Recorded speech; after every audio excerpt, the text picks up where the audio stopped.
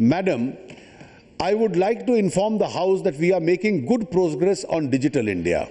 The National Optical Fiber Network of 7.5 lakh kilometers, networking 2.5 lakh villages, is being further speeded up by allowing willing states to undertake its execution on reimbursement of cost as determined by the Department of Telecommunication.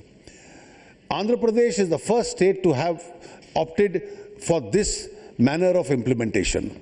As members are aware, in making a recommendation, the Finance Commission has not distinguished between special category and other states. Moreover, both Bihar and West Bengal are going to be amongst the biggest beneficiaries of the recommendations of the Finance Commission. Yet, eastern states have to be given an opportunity to grow faster. This is what the Prime Minister reiterated even yesterday, that East needs an extra boost.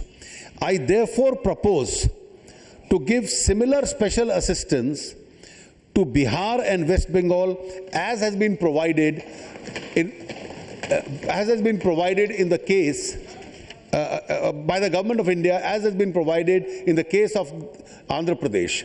As regards Andhra Pradesh and Telangana, the government is committed to comply with all legal commitments to these states at the time of reorganization. In spite of large devolution of states to the states, which implies reduced fiscal space for the centre, in the same proportion, we are committed to the welfare of the poor and neo-middle class. Keeping this in mind, adequate provision is being made for schemes for the poor and disadvantaged.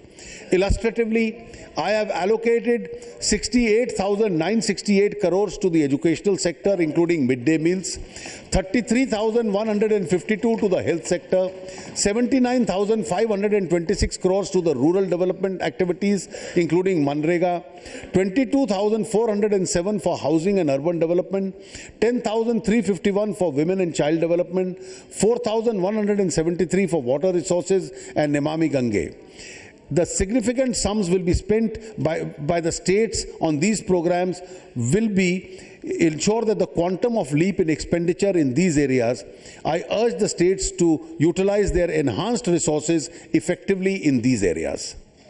Madam Speaker, I am delighted to report a good progress of DMIC corridor on the Ahmedabad-Dhurera investment region in Gujarat and the Shendra Bidkin Industrial Park near Aurangabad in Maharashtra are now in a position to start work on basic infrastructure.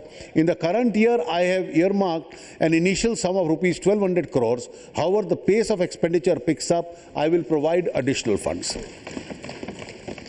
Defense of each square inch of our motherland comes before anything else.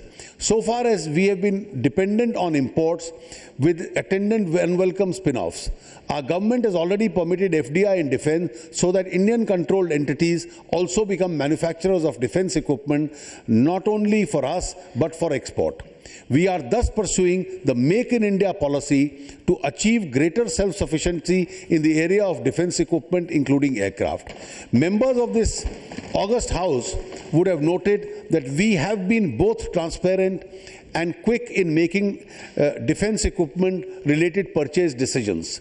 This year, keeping our defense forces ready for any eventuality. This year, I have provided adequately for the needs of the armed forces. As against the expenditure of the current year at 2,22,370 crores, the budget allocation for 15-16 is 2,46,727 crores. While India produces some of the finest minds, including international finance, they have very few avenues in India to fully exhibit and exploit their strength to the country's advantage.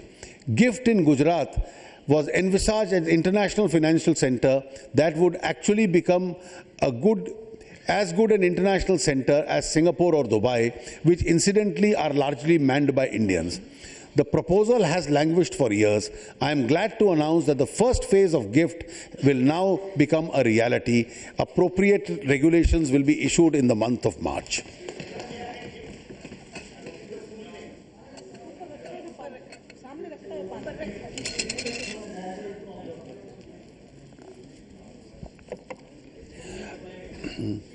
For the